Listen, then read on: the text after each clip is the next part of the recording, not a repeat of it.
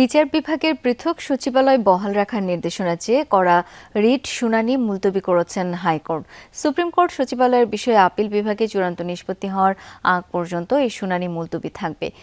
এই দিন সুপ্রিম কোর্টের প্রতি সম্মান জানিয়ে পৃথক সচিবালয় যেভাবে আছে সরকার যেন সেভাবে রাখে, কোনো সেটআপ পরিবর্তন না করে সেই প্রত্যাশা জানিয়েছেন হাইকোর্ট।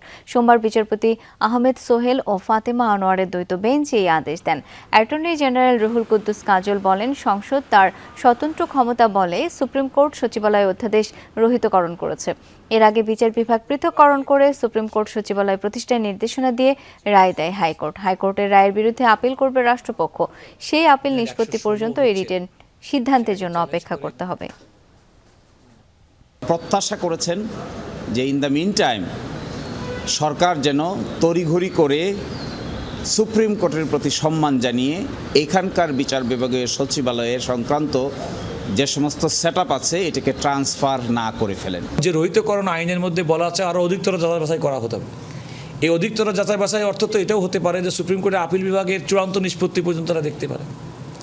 এবং আমাদের পক্ষ থেকে আমরা বলেছি যত দ্রুত সম্ভব আমরা পূর্বের রায়টির বিরুদ্ধে আমরা আমাদের আপিল দায়ের করব।